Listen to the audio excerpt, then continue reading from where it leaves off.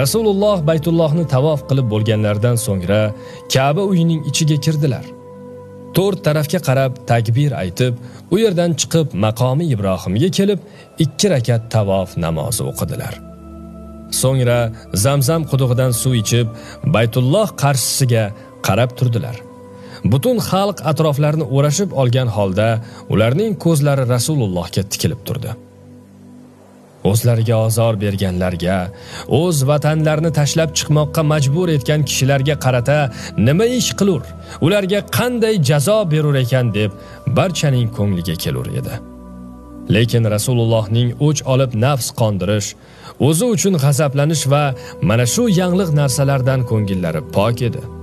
Yo'q esa, amakilari Hazrati Hamzaning o'ldirilganiga qanoat qilmay, quloq burunlarini kesib, ko'zlarini o'yib, bag'rini chaynagan Abu Sufyon xotini Hindning nechuk gunohini kechgan edilar.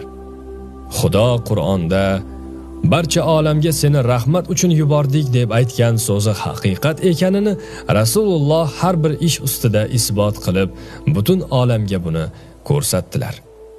Mana Rasulullohning bu qilgan ishlardan barcha ummatlar ibrat olishlari lozimdir. Haqiqiy chin mo'minning g'azabi va rizoligi Alloh uchun bo'lgay. Har bir qilgan ishida ko'pchilik xalq foydasini kutgay. Xalq foydasini kutgan bo'lib, o'z nafsiga qurol qilmagay. Haqiqiy chin musulmon kishining qilar vazifasi shuldir. Bu yo'lda ko'rsatgan xizmatlari uchun hech kimsadan tashakkur kutmagay. Islom shariatining ko'rsatgan yo'li shuldir. Har ishni Xudo uchun qilishi ersa, yaxshi yomon xalq so'zidan aning parvosi yo'qligidandir. Yana o'z so'zimizga kelaylik. Rasululloh sallallohu alayhi va sallam yig'ilib, o'zlariga ko'z tikishib turgan ko'pchilik xalqqa qarab, "Ey Quraysh xalqi, o'zinglarcha meni qanday ish qilar deb o'ylagaysiz?" dedilar. Anda ular, "Qarindoshimizdursiz, mehribon og'amizdursiz. Endi sizdan yaxshilik kutib turamiz", dedilar. Rasululloh aytdilar: "Unday bo'lsa, endi boringlar, barchangiz bo'shaldingiz. Qilgan yomonliklaringizni avf qildim." U zamon odati bo'yicha barchalari qul bo'lib, asir olinishlari kerak edi. O'sha zamondagi urush odatlarining yo'li shu edi. So'ngra Rasululloh sallallohu alayhi va sallam Ka'ba ichiga kirmoqchi bo'ldilar. Kelib qarasalar, Ka'ba eshigi qulf ekan. Buning eshikchisi Usmon ibn Talxani chaqirib, uning qo'lidan kalitni oldilar. Ka'ba ichiga kirib chiqqandan so'ngra u kishi kalitni qaytarib bermas deb o'ylagan edi. Ammo uning o'ylaganicha bo'lmay, o'ziga qaytarib berdilar. O zamonda Ka'ba kalitiga ega bo'lish arablar o'rtasida ulug' sharaf va obro'y hisoblanar edi. Quraysh ichida Bani Shayba avlodi bu davlatga ega bo'lmish edilar. Islomdan ilgari jahiliyat zamonida ham o'z odatlaricha haftada 2 marta, dushanba va payshanba kunlari Baytulloh eshigi ochilur edi. Rasululloh sallallohu alayhi va sallam hijratdan ilgari Makka da turgan vaqtlarda Ka'baga kirgan kishilar qatorida kelib kirmoqchi bo'ldilar. O'shanda ham shu Usmon ibn Talha Ka'ba eshikchisi edi. U Rasulullohga noloyiq adabsiz so'zlar aytib, kirgizmay qaytargan edi. Rasululloh yumshoqlik qilib, uning so'ziga sukut qildilar. So'ngra unga aytdilar-ki: "Ey Usmon, bu yaqinlarda ko'rib qolursan, Ka'ba kaliti mening qo'limda bo'lgay. U chog'da esa buni tilagan kishimning qo'liga topshirgayman." Shu orada 10 necha yil o'tgandan keyin xuddi o'sha deganlaridek bu ish vujudga chiqdi. Makka fath bo'lgan kunida o'sha aytganlaridek Usmon ibn Talha qo'lidan kalitni oldilar va yana o'ziga qaytarib berdilar. So'ngra bu kalit ilgaridan beri sizlarda turar edi. Bundan buyon ham doimiy ravishda sizlarnikidir. Ka'ba kalitini talashib sizlardan kim olur ersa, zulm qilg'on bo'lur, dedilar. Bu to'g'rida Rasulullohga ilgari qilgan qo'pol muomalasi yodida bor edi. bundoq ulug' sharafdan ajrab, bu davlatdan quruq qolish qo'rqinchi bosib turgan bir chog'da yana qaytadan abadiy shul davlatga ega bo'lishi uni ko'p suyuntirdi. Rasululloh qo'llaridan kalitni olishi bilan to'xtamay uyiga qaytdi. Ketidan yana uni chaqirib oldilar. Qaytib kelgach, "Ey Usmon, hijratdan ilgari bu kalit haqida senga aytgan so'zim esingda bormi?" dedilar. "U so'z yodimda bordir, yo Rasululloh. Endi guvohlik berurman. Aniq bildim, Allohning haq payg'ambari ekansiz. Qudratingiz yetgan, qo'lingizga tushgan chog'da mundoq ulug' gunohlarimni kechirdingiz", dedi. So'ngra Rasululloh buyurdilar: Hazrati Bilol Ka'ba ustiga chiqib azon aytdi. Allohu akbar, Allohu akbar.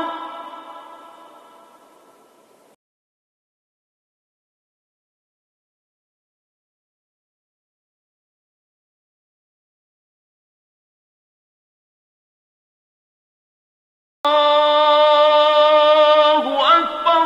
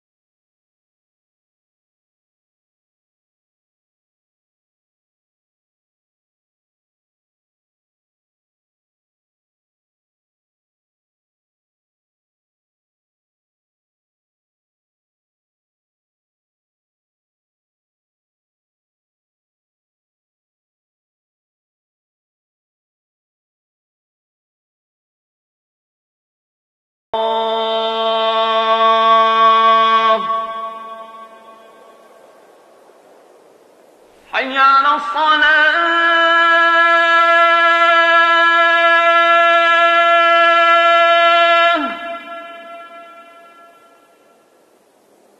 حي على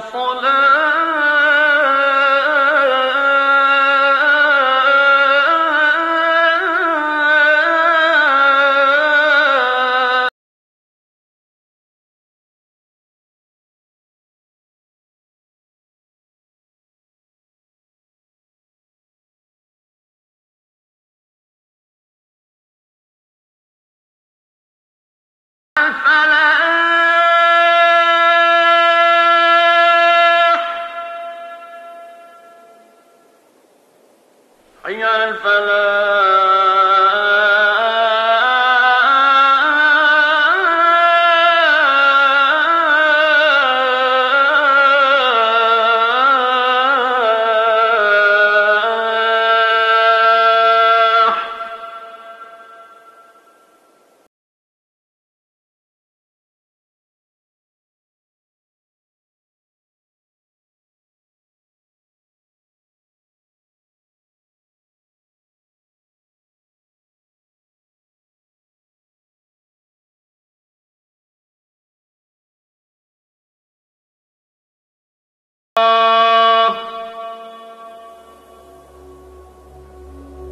Quraysh raislaridan Abu Sufyon ibn Harb, Attob ibn Asid, Xoris ibn Hishom, bulardan boshqa yana bir qancha Quraysh urug'lari Ka'ba atrofida o'ltirishgan edilar. Azon aytilganini eshitgach, Attob ibn Asid turib dedi: "Alloh taolo otam Asidni hurmat qilib, bu ishdan ilgariroq unga ajal yubormish edi. Yo'q ersa bu qora qarg'aning Ka'ba ustida bundoq qichqirganini ko'rib, qattiq qayg'urur edi." Xoris ibn Hishom aytdi: "Koshki Muhammadning haqligini bilur bo'lsam, albatta unga iymon keltirur edim." Bular so'zini anglab Abu Sufyon aytdi: "Bu to'g'rida hech qanday gapirmaslikka qasam qilurman. Agar gapirur ersam, shu yotgan mayda toshlar ham Muhammadga xabar yetkazgay", deb toshga ishora qildi. Ularning so'zlari tamom bo'lishi bilan ularning ustiga Rasululloh keldilar va "Shu hozirda aytgan so'zlaringizni Alloh menga bildirdi", deb ularning aytgan so'zlarini o'zlariga aytib berdilar. Buni eshitgan Haris ibn Hisham, Attob ibn Asid, biz endi aniq ishondik. Bu kishi payg'ambar ekanlar. Yo'q ersa, Allohdan o'zga unga xabarni kim yetkazdi? Og'zimizdan chiqishi bilan aytgan so'zimizni qaytarib berdi, deyishib, har ikkovi ham musulmon bo'ldi. Makka fath bo'lgan kuni Madinalik ansor sahobalar o'ltirishib, o'zaro shundoq so'zlashur edilar. Rasululloh endi o'z el yurtlariga, qavm va qarindoshlarining ichiga keldilar. Bu yer esa o'z vatanlari, tug'ilib o'sgan joylaridir. Endi shu yerda turishga ko'ngillari moyil bo'lib qolsa, qanday qilgaymiz, deb qayg'urishdilar. Rasululloh buni sezib ularga qarab, nimalarni so'zlashayotirsiz, deb so'radilar. Hech so'z aytmadik yo Rasululloh, deb yashirgan bo'lsalar ham, yo'q, aytinglar deb qistaganlardan keyin u so'zni aytishga majbur bo'ldilar. Anda Rasululloh sallallohu alayhi va sallam, Alloh saqlasin, o'lsak, tirilsak bu yerda bo'lurmiz. Bir-birimizdan ajrashmoq yo'qdir, dedilar. Bu so'zni anglashlari bilan Madinalik butun sahobalarning yuzlari kulib, ko'ngillari quvondi. Rasulullohdan ajrab qolgaymizmi degan gumonlari ko'ngillaridan chiqdi. Yana shu kuni Rasululloh Baytullohni tavof qilib yurgan chog'larda Fuzola ibn Umayr degan kishi ham Baytullohni tavof qilmoqchi bo'lib, payg'ambarimiz yonlarida ergashib yurdi. Tavof ichida niyati buzilib, Rasulullohni o'ldirishga qasd qilib yaqinlashib keldi. Rasululloh unga qarab aytdilar: "Ey Fuzola, shu hozirda sen nimani o'ylab turibsan?" Anda u aytdi: "Hech narsani o'ylaganim yo'qdir, ya Rasululloh. Allohni yod qilib zikr ayturman." Rasululloh buning so'ziga kuldilar. So'ngra: "Ey Fuzola, tavba qil, istig'for aytkil", deb uning ko'ksiga muborak qo'llarini qo'yib edilar. Shu onda uning ko'nglidan barcha buzuq xayollar ko'tarildi. Shu haqda Fuzola aytur: "Menimcha, yer yuzida eng yomon ko'rgan kishim qo'lini ko'ksimga qo'yib edi, ani ko'tarmay turib eng yaxshi ko'rgan kishim bo'ldi." Yana Abu Sufyon shunday aytdi: "Makka fathi bo'lgan kunlari tavof qilgali Baytullohga kirdim. Mendan keyin Rasululloh ham kirib tavof qildilar. Ko'zim yuzlariga tushishi bilan ko'nglimga shunday fikr keldi: bu kishi nima sabab bilan bizga g'alaba qildi? Darhol Rasululloh menga qarab oldimga keldilar. Allohning yordami bilan seni g'alaba qildim ey Abu Sufyon, deb yelkamga qoqib qo'ydilar. Anda men endi aniq bildim, siz Allohning payg'ambari ekansiz. Yo'q ersa, ko'nglimga kelgan bu so'zni Xudo bildirmagan bo'lsa, qaydan bilursiz?" dedim. Rasululloh Makka da turganlarda Hazrati Bilal Ka'ba ustiga chiqib 5 vaqt namozga azon aytar edi. Quraysh yigitlardan bir nechalari aning aytgan azonini masxara qilib, bular ham azon aytar edilar. Bir kuni shular ichidan Abu Mahzura degan yigit o'z odaticha Hazrati Bilolni masxara qilib azon aytganida Rasululloh eshitib qoldilar. Qarasalar uning ovozi yoqimli ekan. Uni chaqirtirib kishi yubordilar. U ham bu ishim uchun o'limga chaqirildim deb qo'rqib keldi. Oldilariga kelgach, uning manglayini, ko'ksini qutlug' qo'llari bilan silagan edilar, ko'nglida iymon nuri yordi. So'ngra azon aytishni unga o'rgatdilar. "Mana endi sen aniq azonchi bo'lding. Shu kundan boshlab Makka xalqiga azon o'qib turgin", dedilar. Shuning bilan bu kishi Baytullohga muazzin bo'lib qoldi. Vafot bo'lgunchalik shu xizmatda turib, o'zidan keyin ham ko'p yillargacha Baytulloh muazzini shu avloddan qo'yilur edi. Rasululloh sallallohu alayhi va sallam juma kuni ertalab Makka ga kirdilar. Shu kuni kechgacha qarshilik qiluvchilar bilan urushmakka, zararli kimsa bo'lsa o'ldirmakka ruxsat bergan edilar. Shu vaqt o'tgandan keyin Makka ichida qurol qo'llanmoq man qilinmiş edi. Shunday bo'lsa ham buyruqqa qaramay, islom tarafdori Xuzoa qabilasi shahar olingan kunning ertasi dushmanlari bo'lgan Bani Bakr qabilasidan Ibn Aqra degan kishini o'ldirib qo'ydilar. Bu o'ldirilgan kishi mushriklardan bo'lib, hali dinga kirmagan edi. Islom dinida odam o'ldirish, ayniqsa haram tuprog'ida bu ishning bo'lishi eng ulug' gunoh bo'lganlikdan Rasululloh bilib o'ldirguvchini bek yomonladilar. So'ngra shu kuni peshin namozini o'tagandan keyin Ka'ba devoriga suyanib turib, ko'pchilik xalqqa qarata uzoq bir va'z so'zladilar. Dastlabda Allohni o'ziga yarasha ulug'lab, anga hamd va sano aytdilar. So'ngra ko'pchilik xalqqa qarab: "Ey odamlar, bilinglarkim, Alloh taolo yer va ko'kni yaratgan kunidan boshlab bu yerni hurmatli qilmishdir va qiyomatgacha bu joyning hurmatini o'zi saqlaydi. Allohga, oxirat kuniga iymon keltirmish mu'minlar buning hurmatini saqlashlari albatta lozimdir. Bu joyda urush qilib, qon to'kish u yoqda tursin, bu yer hurmati uchun hayvonlarni ham ovlanmaydi. Ko'kargan yog'ochlari kesilmaydi, jonivorlari qo'rqitilmaydi.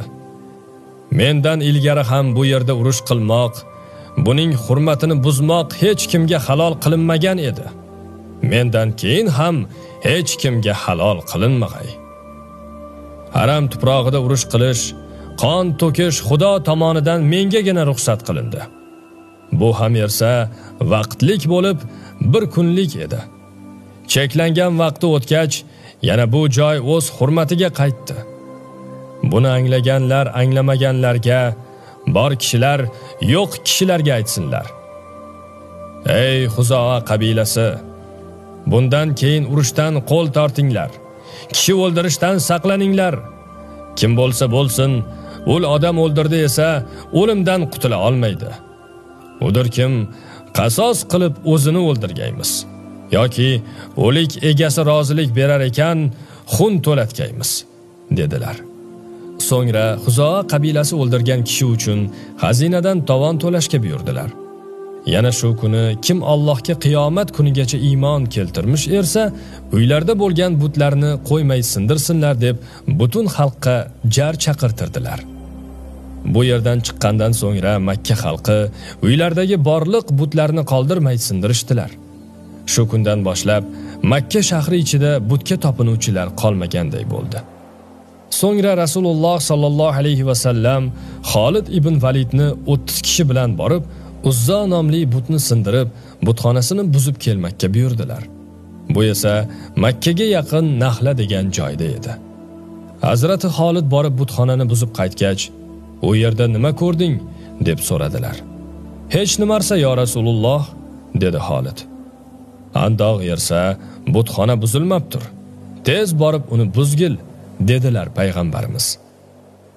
Hazrati Xolid darhol u joyga qaytib kelib, butxona vayronasiga g'azabi bilan qilich sug'urib kirdi.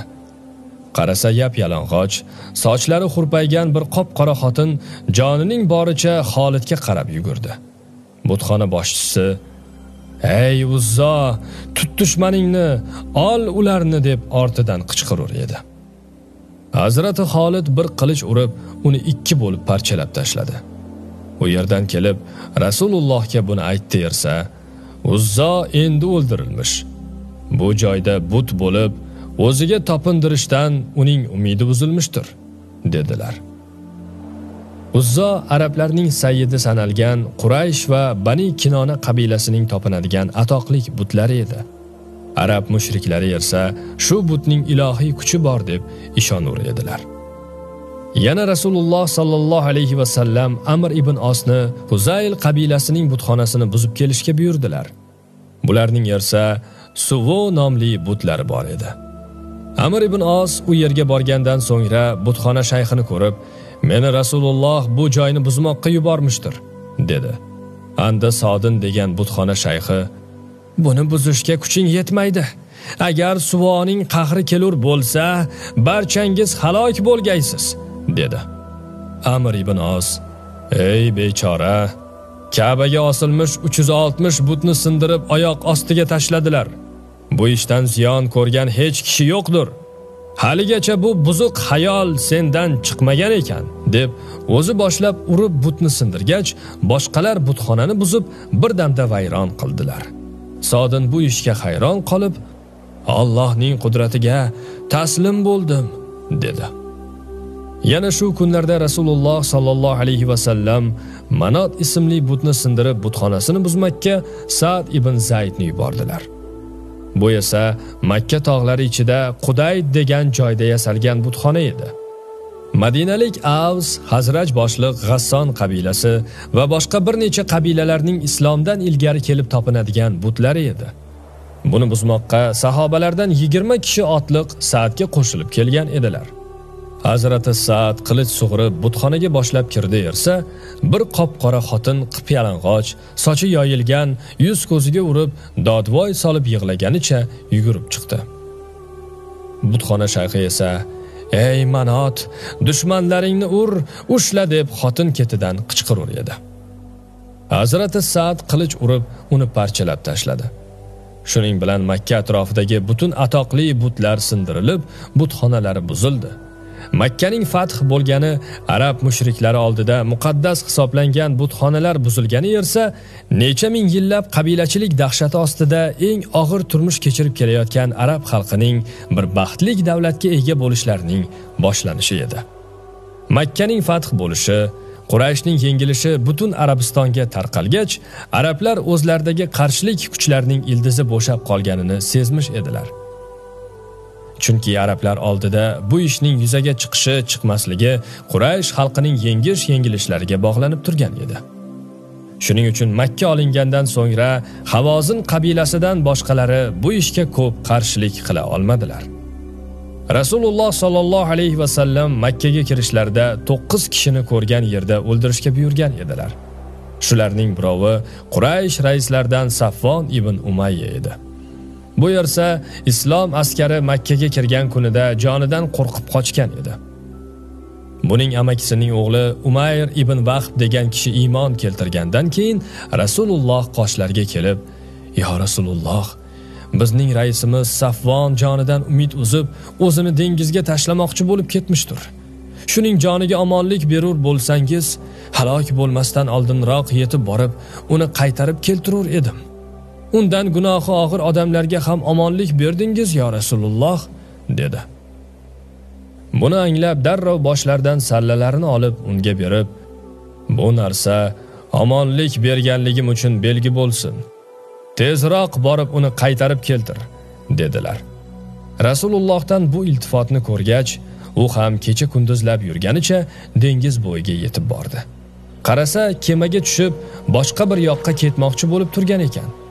Uni ko'rib: "Hey Safvon, odamning eng yaxshisi oldidan keldim. Mol joningga ziyon yetmaslik uchun undan omon oldim. Senga ishonchlik bo'lg'ay deb mana bu dastorni berdi. Endigi maslahat shuldirki, hozir qaytib oldiga boraylik. Sendan ham gunohi og'irroq bir qancha kishilar yersa, undan omon olib iltifot ko'rdilar. Agar oldiga borur bo'lsak, sen ham yaxshilik ko'rursan", deb ko'p yolvordi. U esa Rasulullohga o'tmishdagi qilgan yomonliklarni eslab, jonidan qo'rqib qaytmaslikni aniqlab qo'ygan edi. Shunday bo'lsa ham, muborak dastorlarni ko'rgach, bu zotning va'da buzmasligini ilgaridan bilganligi uchun qaytishga ko'ngli moyil bo'ldi. Shuning bilan u yerdan qaytib, to'g'ri Rasululloh oldilariga keldi. Ko'rishgandan so'ng Safvon aytdi: "Ey Muhammad, oldimga bormish bu kishi so'zicha menim jonimga omon bermishdirsiz. Agar bu so'z to'g'ri yersa, islomni qabul qilish uchun menga 2 oy muhlat bering." Rasululloh: "Ey Safvon, senga 4 oy muhlat berdim", dedilar.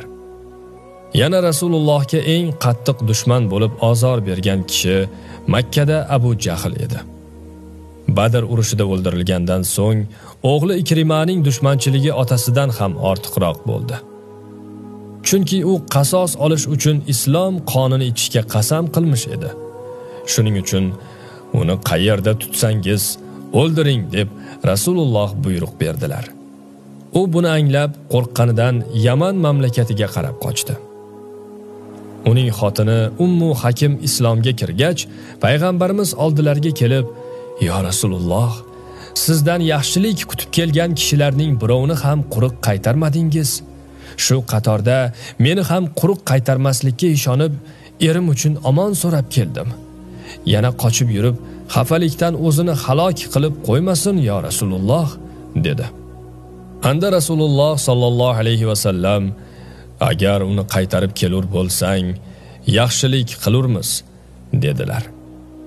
Buni anglagach u xotin eri orqasidan yurib dengiz bo'yiga kelganda unga yetdi. Qarasa, Yaman viloyatiga ketmak uchun kemaga tushmoqchi bo'lib turmush edi.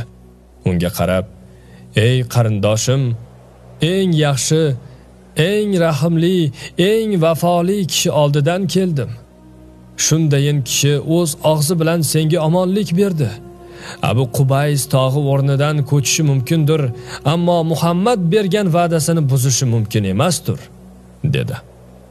Qaytishga rozi bo'lmay turgan kishi xotinidan bu so'zni anglab ko'ngli eridi. Har ikkovi birgalashib Rasululloh qoshlariga keldi. So'ngra Rasulullohga qarab, "Ey Muhammad, xotinimning aytishicha, u sizdan men uchun omon olmishdir. Bu so'zga ishonganimdan keldim", dedi. Anda Rasululloh, "Xotining to'g'ri demishdir. Qo'limdan kelgudek narsani so'rar ekansan, uni berurman", dedilar. Darhol u ham shahodat aytib, islomga musharraf bo'ldi. Lekin o'tgan ishlardan uyalib, boshini ko'tara olmay, "Ya Rasululloh, ko'p o'rinlarda sizga dushmanchilik qilib qarshilik ko'rsatdim. Mening shu gunohimni Xudoyim kecharmikan?" dedi. Anda Rasululloh sallallohu alayhi va sallam, "Ey bor Xudoyo, Ikrimaning dushmanchilik bilan qilgan ishlarining, men haqimda aytgan so'zlarning gunohlarini kechirgil", deb duo qildilar. Ikrimaning kelayotganini ko'rib, suyunganlikdan o'rinlardan turib arablar odaticha "Marhabo, xush kelding" deb ridolarini uning ostiga solmish edilar. Ikrima iymonga kirmasdan ilgari urush maydonida bir sahobani o'ldirmish edi. Buni ko'rib Rasululloh kuldilar. Anda sahobalar, "Ya Rasululloh, bizdan bir kishi dushman qo'lida o'ldirilganlikdan musibat ustida yururmiz. Bu holda turgan chog'da kulishingizga nima sababdir?" deb so'radilar. Anda Rasululloh sallallohu alayhi va sallam, "Bu ikkovining jannatda bir o'rinda o'ltirganlarini ko'rdim. Bu yerda yersa bir-birlarini o'ldirishurlar. Shunga ajablanib kuldim", dedilar. Yana bir kuni Rasululloh tush ko'rdilar, yersa jannatga kirmish erurlar. Anda har xil uzumlar pishib turgan bir bog'ni ko'rib, "Bu joy kimning bog'i bo'lgay?" deb so'radilar. Anda farishtalar, "Abu Jahlning joyidir" deb javob berdilar. Rasululloh, "U jannatga qandoq kirgay? Jannat mu'minlarning joyidir", dedilar. So'ngra Ikrimaning islomga kirganini ko'rgach, otasi Abu Jahl haqida ko'rgan tushlarini o'g'li Ikrimaga yo'ridilar. Shuning uchun Rasulullohning bu qilganlardan ulgu olib, tush yo'rimchilar qay bir vaqtlarda otaga ko'rgan tushni bolaga, bolaga ko'rganni otaga yuritdilar. Bu yerda Rasulullohning Abu Jahlni ko'rgan tushlari yersa, o'g'li Ikrimaga to'g'ri keldi. Hazrati Ikrima islomga kirgan kunidan boshlab vafot bo'lgunchalik katta o'rinlarda muhim xizmatda bo'lib keldi. Hazrati Abu Bakr Siddiq xalifalik davrlarida Shom o'lkasini fath qilish uchun Xolid ibn Valid qo'mondasida Suriyaga 46 ming islom askari bilan kirmish edi. Bularga qarshi Rum podshosi Qaysar Hiraql tomonidan yuborilgan 250 ming kuffar askari bilan Yarmuq degan yerda to'qnashdilar. O'zlaridan 4-5 barobar ortiq bo'lgan kuffar askarni shu yerda qattiq yengdilar. Bu esa Rum tuprog'ida dastlab kirgan islom askarining birinchi g'alaba qozonishi edi. Shu urush tugaguncha bosh qo'mondon Xolid ibn Valid qo'lida 8 qilich singanligi mashhur tarixlarda yozilmishdir. Hazrati Ikrima ham shu qo'shin ichida bir firqa askar boshlig'i bo'lib, Shom g'azotiga chiqmish edi. Yarmukda bo'lgan qattiq urushda shahodat topdi, raziyallohu anhu. Islomga kirmasdan ilgari yuqorida yozilganicha urush maydonida bir sahobani shahid qilgan edi. Islomga kirgandan keyin Shom tuprog'iga o'tib, Yarmuq urushidan o'zi shahodat topdi. Har ikkovi jannatning oliy maqomida birga o'ltirganlarini ko'rib, Rasululloh kulgan edilar. Buning sirini shu choqqacha hech kishi bilmagan edi. Qachon bu kishi Yarmuqda shahodat topdi esa, kulganlarning siri shunda ma'lum bo'ldi. Ikrima kelmasdan turib Rasululloh sahobalarga qarab, Ikrima kelib iymon keltirur, uning otasi Abu Jahlni so'kib, yana o'g'liga azor bermanglar. Yana o'g'liga azor bermanglar. O'liklarni so'kish, ulardan qolgan tiriklarni haqorat qilishdir, dedilar. Rasululloh sallallohu alayhi va sallam Makka fath bo'lganidan so'ng u joyda 19 kun turdilar. So'ngra Makkadan 100 chaqirim chamalik uzoqlikdagi Toif shahriga yurmoqchi bo'ldilar. Toif shahrida Bani Saqif qabilasi yashamoqda edi. Bu safarda askarga sarf qilmoq uchun 3 nafar Quraysh raislaridan 130 ming tanga qarz oldilar. Safvon ibn Umayya 50 ming tanga qarz berdi. Abdulloh ibn Abu Rabiya, Huvaytib ibn Abdul Uzza bu ikkovdan 80 ming tanga oldi. Jami 130 ming tanga bo'ldi.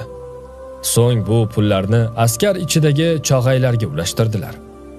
Keyin Rasululloh sallallohu alayhi va sallam Safo tog'iga chiqib o'ltirib, barcha yig'ilmish kishilardan islom dini uzra bay'at oldilar. Kelgan kishilar Ashhadu an la ilaha illalloh va ashhadu anna Muhammadan abduhu va rasuluhu.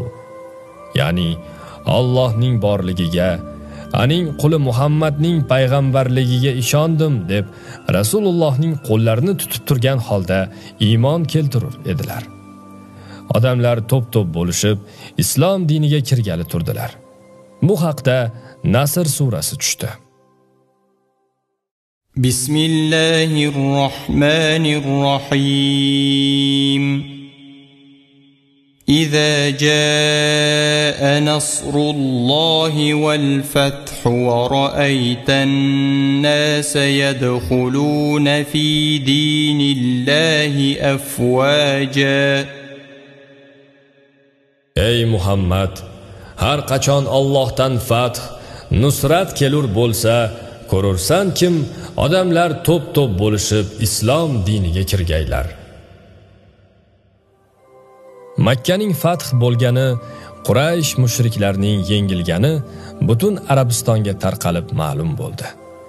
Shu bilan islom dinining shon shavkati ko'tarildi. Barcha arab qabilalariga qo'rqinch tushdi. Butparastlik davlati yiqilib, islom davlati rivojga kirdi. Arab qabilalari esa qaysi biri qo'rqqanidan, qaysi biri suyganidan dinga kirisha boshladilar. Yolg'izlanib Toifliklar va uning atrofidagi Havozin, Saqif qabilalari tushunmaslikdan o'jarlik qilishib Rasulullohga qarshi urushmoqchi bo'ldilar.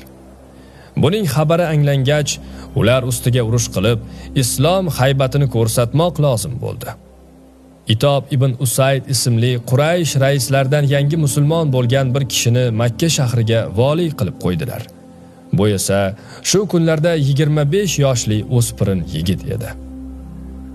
5 vaqt namozga imom bo'lish vazifasini ham unga topshirdilar. Ansor sahobalarning olimlaridan Hazrat Muoz ibn Jabalni xalqqa dinni o'rgatish, Qur'on o'qitish uchun Makka da qoldirdilar.